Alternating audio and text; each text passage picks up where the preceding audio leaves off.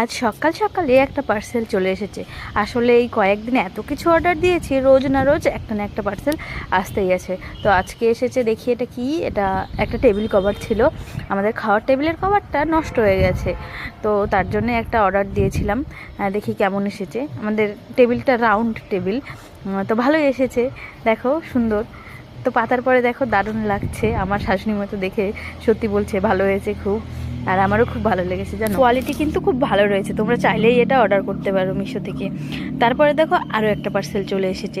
তো এটাতে কী আছে আমি না বুঝতেই পারছি না, কারণ প্যাকেটটা অনেকটা বড় আর একদম হালকা রয়েছে। তারপরে দেখি কাজল এসেছে। তো প্যাকেটটা আমি ঝাঁকিয়ে দেখছিলাম আর কিছু রয়েছে কিনা ওর মধ্যে।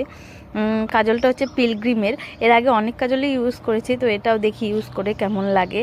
আর আমার মামাম জানো শুধু কাজল ভেঙে দেয়, যতই লুকিয়ে রাখি যখনই স্বাদের জন্য বের করি ও তুলে নিয়ে ভেঙে ফেলে। আর কাজলটা স্মাচ প্রুফও রয়েছে, জানি না ওয়াটার প্রুফ নাকি।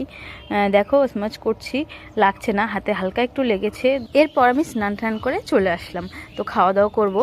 আর দেখো বাইরেটা আকাশে কি মেঘ করেছে। এখন আমাদের এখানে রোজই প্রায় বৃষ্টি হতেই আছে। আর আমাদের কুমড়ো শাকগুলো প্রায় এখন শেষের দিকে, মানে মরে মরে যাবে এইরকম। সন্ধ্যাবেলা ইচ্ছে করছিল বৃষ্টির দিনে একটু কিছু খাই, তো বাড়িতে একটু আলুর চপ বানাচ্ছিলাম। আমি না এইসব খাবার খেতে খুব ভালোবাসি, আর ডিমের চপটাও আমার খুবই ভালো লাগে। তো আলুর চপটা দেখো কত বড় বড় ফুলেছে, দারুণ সুন্দর হয়েছিল। আর আমি কিছু করতে গেছি, কোনো কাণ্ড ঘটাবো না তা হয়, দেখো হাতে তেল পড়ে অনেকটা জায়গা ফোসকা পড়ে গেছে, তো মলম লাগিয়ে রেখেছি। দেখো আলুর চপটা কত বড় বড় হয়েছে না, আর খেতে এত টেস্টি হয়েছিল। আলুর চপের ফুল রেসিপিটা যদি তোমরা দেখতে চাও তাহলে কমেন্ট করো। আর আজকের জন্য বাই বাই।